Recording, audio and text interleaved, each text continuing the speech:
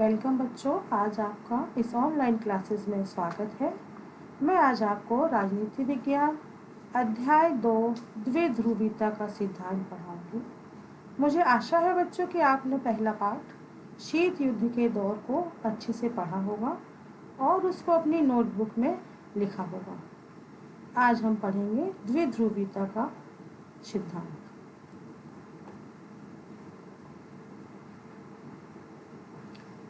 अब हम आते हैं द्विध्रुवीयता, ये है क्या, इसका परिचय देखते हैं।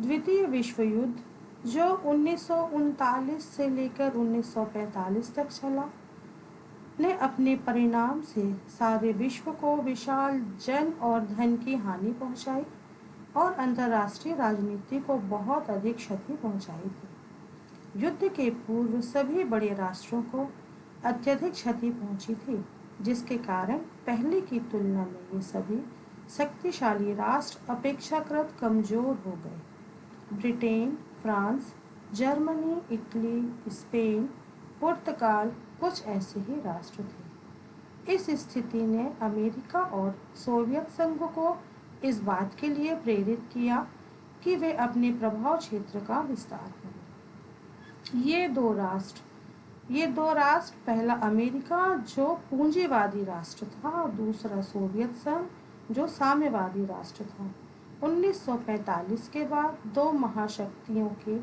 मान्यता के साथ विश्व मंच पर अवतरित हुए और यहीं से युद्ध में आहत राष्ट्रों को अपने पक्ष में लाने की राजनीति के साथ अंतर्राष्ट्रीय राजनीति का महाशक्तियों द्वारा ध्रुवीकरण सा बन गया। अतः अंतर्राष्ट्रीय व्यवस्था में शक्ति के दो ध्रुव या पक्ष बन जाना, जिनका नेतृत्व एक एक बड़ी शक्ति के द्वारा किया जाता है। अब अपन आते हैं कि ये ध्रुव और ध्रुवीयता है क्या, इसको देखते हैं कि द्विध्रुवीयता को समझना आसान होगा जब हम ध्रुव और ध्रुवीयता का अर्थ समझ लें। अंतर्राष्ट्रीय राजनीति में ध्रुव का आशय महाशक्ति से लिया जाता है। महाशक्ति शक्ति अपन ने पहले पाठ में भी पढ़ी थी। उसमें महाशक्ति मतलब दो देश, जिसमें अमेरिका और सोवियत संघ से लिया जाता है, जिसका आधार मोटे तौर पर सैनिक शक्ति को माना जाता है। ध्रुवीयता शब्द शक्ति के केंद्रों की स्थिति को व्यक्त करता है। इसको और अधिक समझाने के लिए रॉबर्ट आसगुड और रॉबर्ट टकर ने लिखा है कि शक्ति का केंद्र उसे माना जाता है जो शक्ति संतुलन की स्थिति में परिवर्तन लाने में सक्षम हो और जो अन्य शक्ति केंद्रों के खिलाफ अकेले ही युद्ध कर सकने में सक्षम हो। अब आते हैं द्विध्रुवीयता का अर्थ और इसका स्वरूप क्या है। द्विध्रुवीयता का अर्थ है अंतर्राष्ट्रीय व्यवस्था में शक्ति के दो ध्रुव या खेमे या पक्ष बन जाना, जिनका नेतृत्व एक एक बड़ी शक्ति के द्वारा किया जाता है। विस्तृत अर्थ में दो प्रमुख शक्तियां प्रमुख कर्ता होते हैं। इन दोनों की क्षमताएं लगभग एक जैसी होती हैं। ये दोनों ही इतनी शक्तिशाली होती हैं कि अन्य कोई राष्ट्र इनका मुकाबला नहीं कर सकता। यह दो प्रमुख शक्तियों की व्यवस्था है जो दूसरे को अपना विरोधी मानती हैं। इस प्रकार द्विध्रुवीयता में पूरे अंतर्राष्ट्रीय व्यवस्था दो अलग अलग पक्षों में विभाजित हो जाती है। इस व्यवस्था में संघर्ष की आशंका अधिक रहती है, क्योंकि दोनों शक्तियां अपने अपने प्रभाव विस्तार में दूसरे को पीछे छोड़ देना चाहती हैं।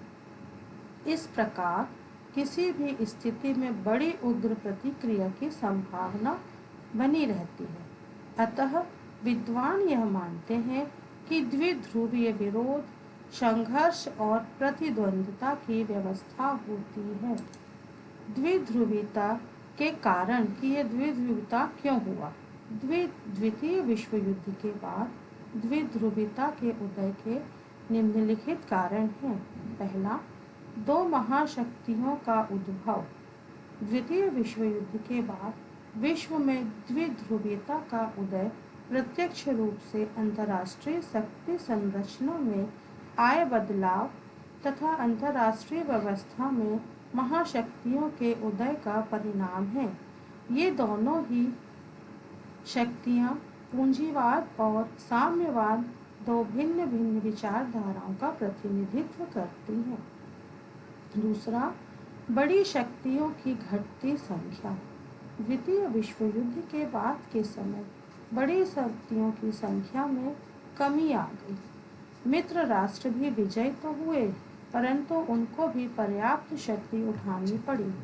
इसका परिणाम यह हुआ कि जहां द्वितीय विश्व युद्ध के पहले की अंतर्राष्ट्रीय व्यवस्था में जो 7 बड़ी शक्तियां थीं, वही द्वितीय विश्व युद्ध के बाद के समय काल में अंतर्राष्ट्रीय व्यवस्था में केवल 2 ही शक्तियां रह गई थीं। राजनीतिक और आर्थिक क्षेत्र में तीव्र प्रतिद्वंदिता की भावना।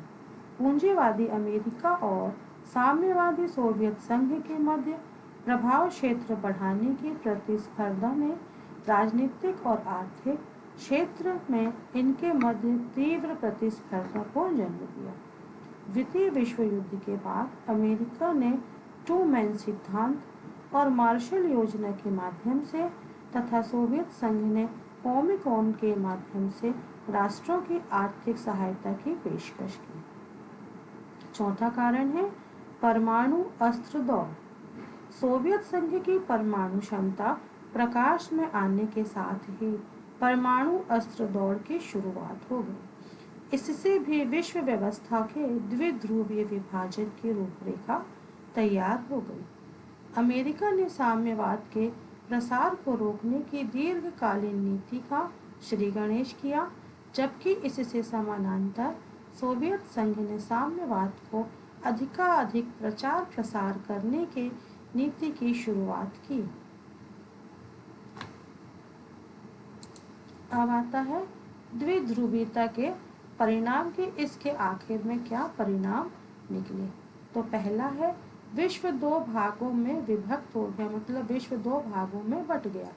इस व्यवस्था में विश्व के 2 गुटों में विभक्त कर दिया गया, जिससे अंतर्राष्ट्रीय समस्याएं और बढ़ गईं। कश्मीर समस्या, कोरिया संकट, अरब और इजराइल युद्ध द्विध्रुवीय टकराव का मुद्दा बनकर रह गया। दूसरा है आणविक युद्ध से बढ़ावा।